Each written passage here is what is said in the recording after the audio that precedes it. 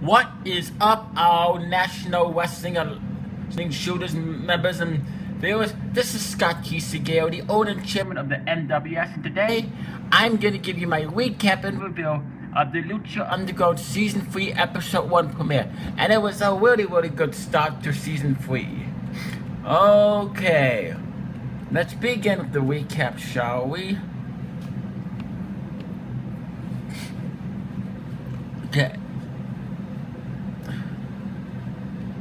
Tonight's show opens with Dario Cueto in his jail cell doing chin-ups as a guard comes in and says, "You must have friends in high places."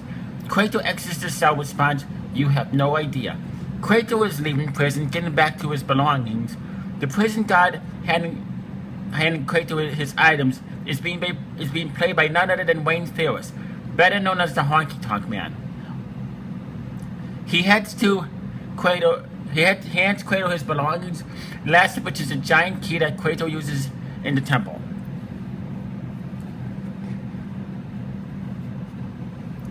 Cueto is leaving the prison and a limo pulls up to drive him away. Once inside the limo, Cueto is told by his lawyer that the charges against him have been dropped.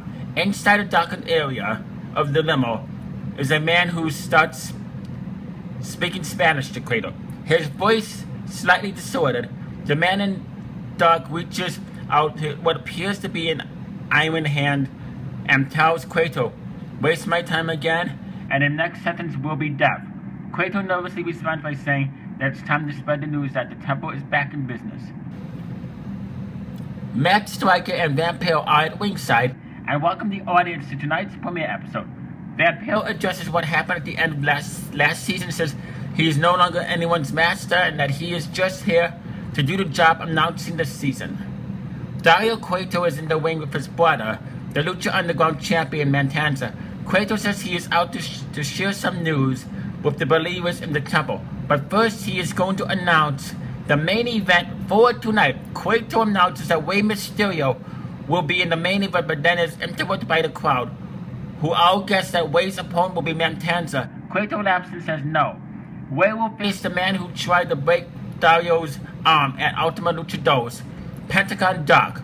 Cueto makes fun of Vampiro at ringside, brings up how Pentagon Doc made him bleed and squeal like a pig. Dario then says, "What about my brother Matanza?" Cueto says that no one can beat him, but might as well let people try. Cueto announces that he has a new concept this season, Dario's Dial of Doom.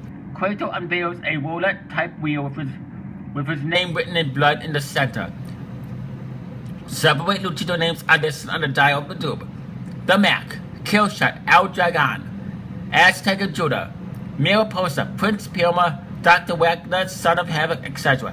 Cueto will spin the wheel, and everyone on the wheel is eligible to face Matanza right now for the title. Dario spins the wheel and it lands on Son of Havoc. The match starts now.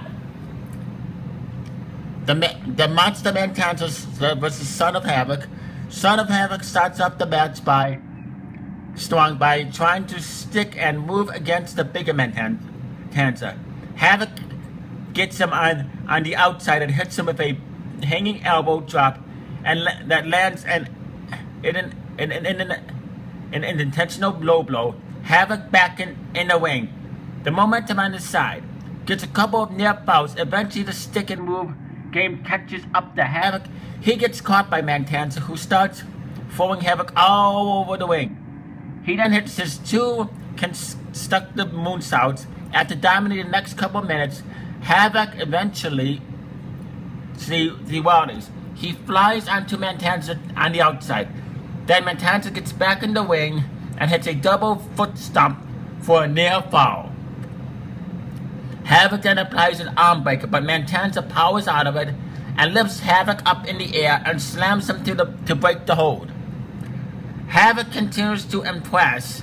He gets several near falls, hits a great looking moonsault for another close fall. Havoc goes to the air again, gets caught in the swing power slam, and gets pinned by Matanza. Matanza defeats Son of Havoc to retain the Lucha Underground Championship.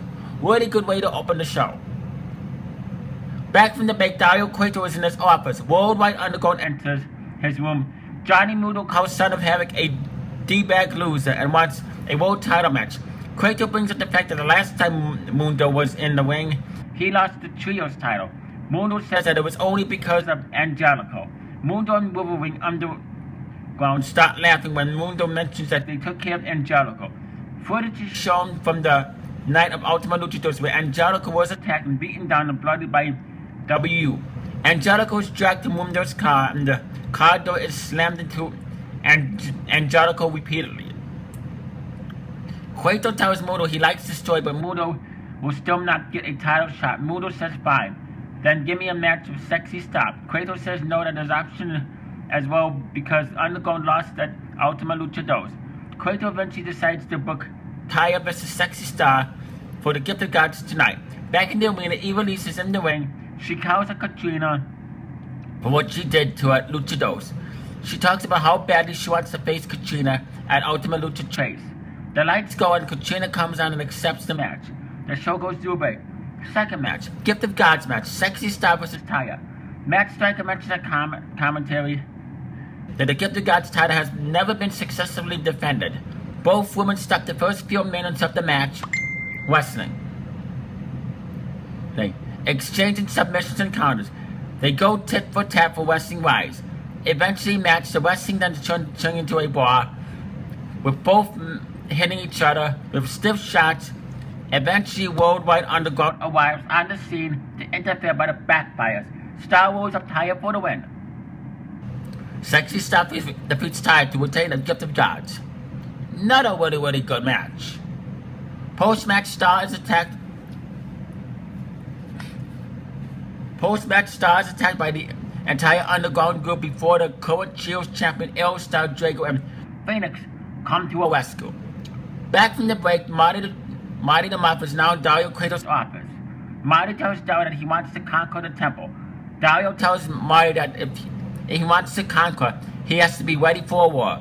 Cueto tells Marty that he needs to face the man he stole dog tags from, Killshot. Cueto books a weapon of mass destruction between the Muff and Killshot for next week. Now it's the Lucha Underground main event. Rey Mysterio versus Pentagon Doc. Rey Mysterio arrives to the ring wearing the first ever Lucha mask he ever wore to the ring. The crowd starts a loud Lucha Libre chant. Before the action, fans chant the Lucha Libre and that's what they got in the early going. A Lucha-style fast-paced match with several quick takeovers was then takedowns. Rey Mysterio wins the early duel with Pentagon and hits an over-the-top planker.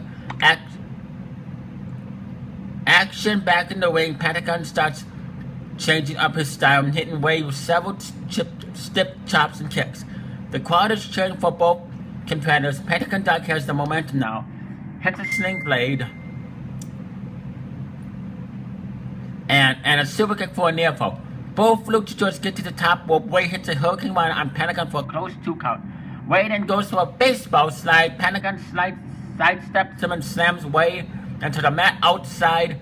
Rey battles back and hits a swinging tornado DDT to Pentagon. Got on the ringside floor. Rey then brings Pentagon in the ring and the top rope splash for a near fall. Pentagon catches Rey Jr. and hits a reverse driver on him for a near fall. Pentagon calls for a finish. Rey counters. He tries to hit the 619. Pentagon escapes and hits a very stiff super kick. He follows up with a power slam into a gutbuster on Rey for another near fall. Pentagon then goes out to confront his former master Vampiro. Pentagon taunts him and gets back in the ring. Vamp then says, "I can't be here right now," and goes to leave the arena. Meanwhile, back in the ring, Rey has recovered and counters a Pentagon powerbomb, hits the 619, then goes to the top and hits a sunset flip pile driver for the victory. Rey Mysterio defeats Pentagon Doc.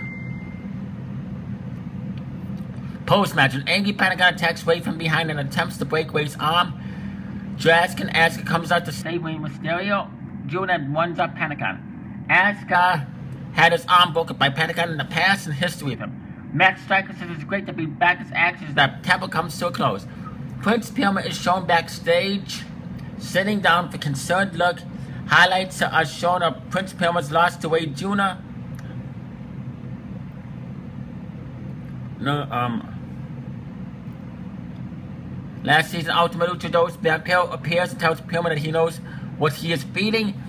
He tells Puma that he knows that he is lost and needs help. Puma tells Vampiro that he doesn't need his help. Vamp says he wants to give Puma some advice. Vampiro tells Puma that he hasn't been the same since he lost to Mil Muertes. That Puma hasn't been the same since he lost to his mentor Conan. If Puma wants to get back in the ring, back to who he was, he needs to take out Mil Muertes. Puma responds by saying he is surprised that Vampiro is not asking him to take out Pentagon Dog. Vamp says it ain't about him, it's all about you. Puma ponders Vampiro's suggestion as the show comes to an end. And I would give the season 3 of Lucha Underground 5 stars, 2 thumbs up, way up. It was a really, really great premiere. Comment down below in the comment section. Tell me, Scott Kissigale, what you thought of the season 3 premiere of Lucha Underground. What do you expect to happen by the rest of the season? Anyway, subscribe to the National Wrestling Shooter. Subscribe to the NWS Revolution. Subscribe to the NWS Network. Subscribe to my best close friends, BBB717.